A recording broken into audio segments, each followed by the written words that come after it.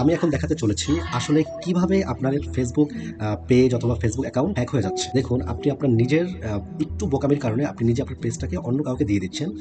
সেটা হচ্ছে দেখেন, আমার যে এখানে একটা মেসেজ আসছে সেটা হচ্ছে পেজ অ্যাকাউন্টেবিলিটি হাব। এটা আসলে একটি ফিশিং ওয়েবসাইট, একটা ফিশিং পেজ।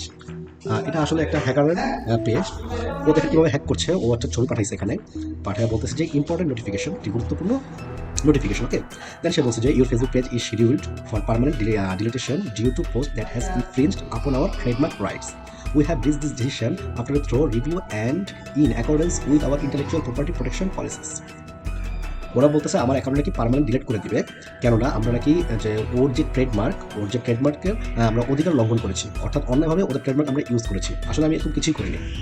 দেন ওরা বলতেছে we have rich this decision, আমরা আসলে সিদ্ধান্তে পৌঁছেছি ওদের নাকি কি ইন্টেলেকচুয়াল প্রপার্টি প্রোটেকশন আছে, ওর পলিসির মাধ্যমে ওটা মানে ওর থেকে ওটা ডিসিশন নিয়েছে যে আমার এটা ডিলিট করে দিবে। তারপরে কি বলছে if you believe this to be misunderstanding, তুমি যদি বিশ্বাস করো এটা তোমার ভুল হয়েছে, we kindly request you to file a complaint seeking the restatement of your page prior to its removal from Facebook. বলছে ওই পোস্টটা তুমি ফেসবুক থেকে রিমুভাল করার আগে তুমি হচ্ছে আমাদের কিছু স্টেটমেন্ট ফলো করতে পারো। সেটা কি স্টেটমেন্ট, যে আমি একটা রিকোয়েস্ট করতে পারি ওদেরকে আমি একটা রিকোয়েস্ট করতে পারি। তো এই রিকোয়েস্টটা করার জন্য আমাকে ওটা কি দিচ্ছে, একটা ওয়েবসাইটের অ্যাড্রেস দিচ্ছে। হ্যাঁ, ওদেরকে সরি বলার জন্য আমাকে একটা ওয়েবসাইটের অ্যাড্রেস দিচ্ছে। এই অ্যাড্রেসটা হচ্ছে মূলত হ্যাকিংয়ের মূল রহস্য। অর্থাৎ এই অ্যাড্রেসটার মাধ্যমে আপনার অ্যাকাউন্টে হ্যাক হয়ে যাবে। কীভাবে সেটা, আপনি অ্যাকাউন্টে ক্লিক করলে আপনাকে ওরা আরেকটা ওয়েবসাইটে নিয়ে যাবে। এটা ফেসবুকের সাথে কোনো সম্পর্ক নাই, এই ওয়েবসাইটের সাথে ফেসবুকের কোনো সম্পর্ক নাই। এটা সম্পূর্ণ একটা ফিশিং আর একটা হ্যাকার ওয়েবসাইট।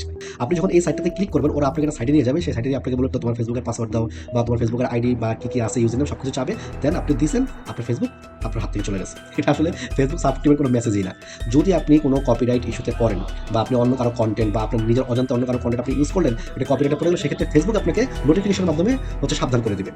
এটা সম্পূর্ণ একটা ভুয়া এবং এর থেকে সবাই সাবধান থাকবেন। আর একে যা করা যায় সেটা হচ্ছে এখান থেকে যে থ্রি ডট বাটনে ক্লিক করবেন, ক্লিক করার পরে এটাকে মুভ টু স্প্যামে দিয়ে দেবেন অথবা ডিলিট কনভারসেশন করে দেবেন এবং অবশ্যই ব্লক মেরে দেবেন।